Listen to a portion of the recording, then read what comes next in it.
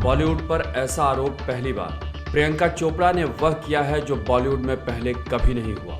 यूं हॉलीवुड में हमारे कई कलाकारों ने काम किया है, सभी ने वहां भी धड़ल्ले से अपनी काबिलियत प्रमाणित की है, मगर उनमें से कभी किसी ने यह नहीं कहा था कि हिंदी फिल्मों में उसे किनारे धकेला जा रहा था और उसके विरुद्ध राजनीति हो रही थी, जिससे परेशान होकर उसे बॉलीवुड छोड़ना पड़ा। ऐसा दावा पहली बार प्रियंका चोपड़ा ने किया है। मिस वर्ल्ड का खिताब जीतकर फिल्मों में आई प्रियंका कई भाषाओं की फिल्मों में काम कर चुकी है। फैशन फिल्म में उन्हें नेशनल अवार्ड तक मिला, पद्मश्री भी मिला।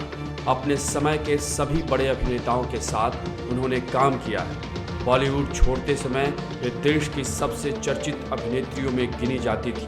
आज उनके चाहने वाले उन्हें इंटरनेशनल आइकॉन मानते हैं। फिर प्रियंका चोपड़ा ऐसा क्यों चाहती है कि इस सब के बजाय बॉलीवुड में उन्हें बेचारगी से जूझती रही एक अभिनेत्री के तौर पर याद किया जाए। प्रियंका चोपड़ा ने कहा कि वे ऐसी स्थिति में थी कि केवल गायकी का मौका मिलने पर ही वे सब कुछ छोड़कर अमेरिका चली गई। बाद में उन्हें एबीसी की सीरीज क्वांटिको में काम मिला।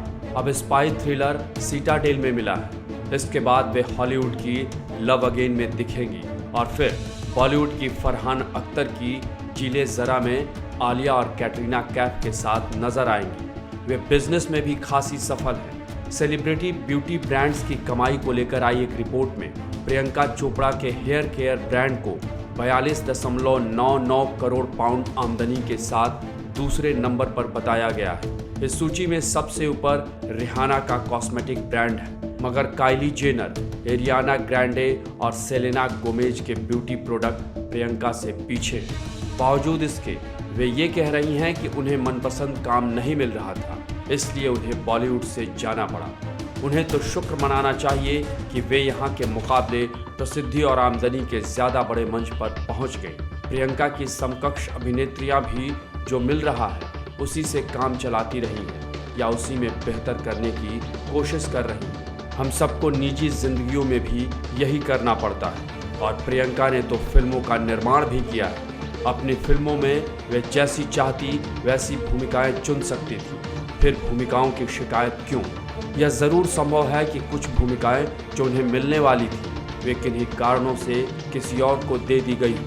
शायद उसी को वे अपना तिरस्कार मान रही हैं। लेकिन यह भी ऐसी शिकायत है जिसका शिकार कभी न कभी हर कलाकार बनता है। पिछले दिनों अरबाज खान के चैट शो में शत्रुघ्न सिन्हा ने कहा था कि दीवार में अमिताभ बच्चन वाला रोल पहले उन्हें मिलने वाला था। 6 महीने तक स्क्रिप्ट उनके पास रही, लेकिन जब निर्माता गुलशन राय ने यश चोपड़ा को निर्देशन की जिम्मेदारी सौंपी तो वह भूमिका उनके हाथ से निकल गई। शत्रुघ्न सिन्हा जिसकी बात कर रहे थे वह कोई सामान्य भूमिका नहीं थी, बल्कि वह किसी भी कलाकार की काया पलट करने की ताकत रखती थी। हमारी फिल्मों में ऐसी सैकड़ों भूमिकाएं हैं जो किसी से या कई लोगों से गुजरकर अंततः किसी और के पास पहुंची।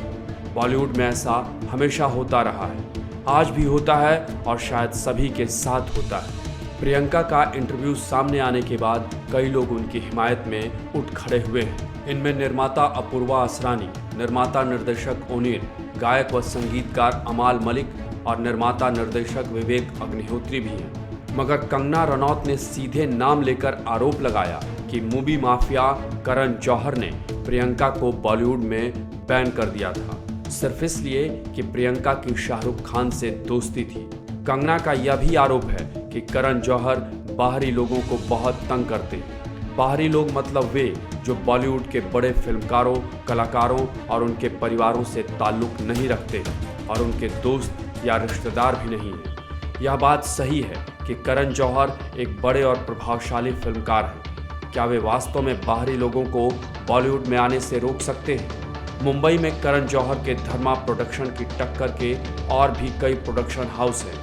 क्या टी सीरीज और यशराज फिल्म भी करण जौहर की सलाह से कलाकारों का चयन करते हैं? फिर यह कैसे संभव हुआ कि 4 साल पहले प्रियंका चोपड़ा की पर्पल पेबल पिक्चर्स ने द स्काई इज पिंक बनाई तो रॉनी स्क्रूवाला और सिद्धार्थ रॉय कपूर उनके सह निर्माता बने? ये दोनों कोई ऐरे गहरे निर्माता नहीं।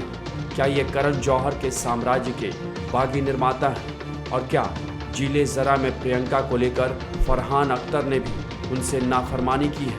लेकिन इन तमाम सवालों के बावजूद प्रियंका चोपड़ा ने कंगना रनौत के आरोपों का कोई खंडन नहीं किया है, बल्कि उनकी चचेरी बहन और दक्षिण के फिल्मों में काम कर रही मीरा चोपड़ा ने तो कंगना के ट्वीट को रीट्वीट कर उनके आरोपों की पुष्टि की है।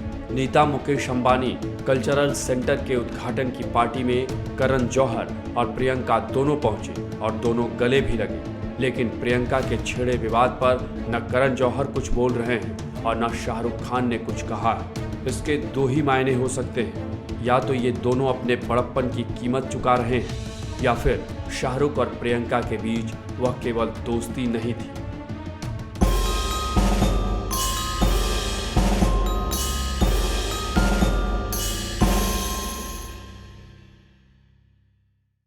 Do not forget to subscribe to our channel for all the latest gossip on politics and my take on world affairs.